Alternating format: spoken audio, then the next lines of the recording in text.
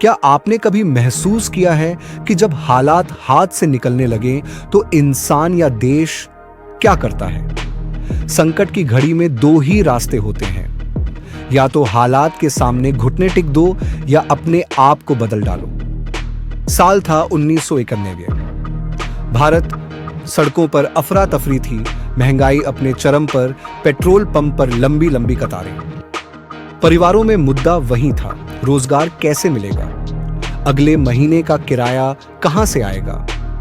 सरकार की तिजोरी लगभग खाली, विदेशी मुद्रा इतनी कम बची थी कि भारत सिर्फ 20 दिन का तेल ही खरीद सकता था।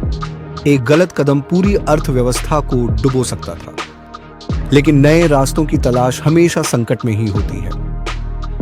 सरकार के सामने दो ही विकल्प थे, विश्व बैंक के सामने हाथ फैलाना या अपनी अड़ियल आर्थिक नीतियों को छोड़कर बड़ा बदलाव करना।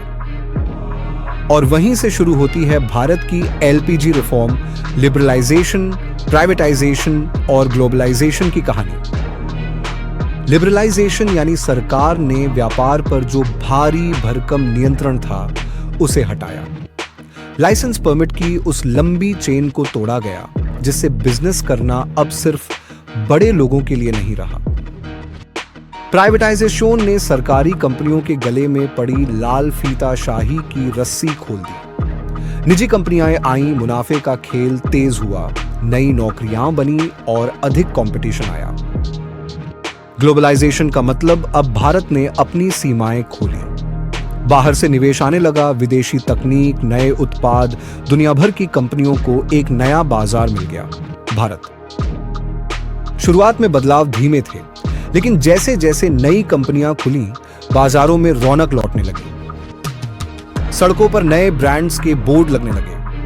आम आदमी के लिए चॉइस बढ़ी, चाहे टीवी देखना हो, गाड़ी खरीदनी हो या नौकरी की तलाश हो।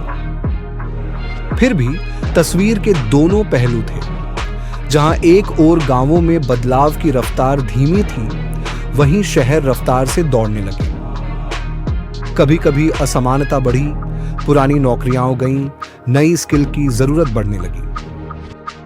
मगर सच तो यह है, यह सुधार भारत को एक बंद कमरे से खुली दुनिया की छत पर ले आया। आज भारतीय कंपनियां दुनिया भर में अपनी पहचान बना रही हैं। करोड़ों लोगों के पास नए अवसर हैं, और यह सब संभव हुआ जब एक देश ने संकट में हार मानने की बजाय संघर्ष और बदलाव को चुना।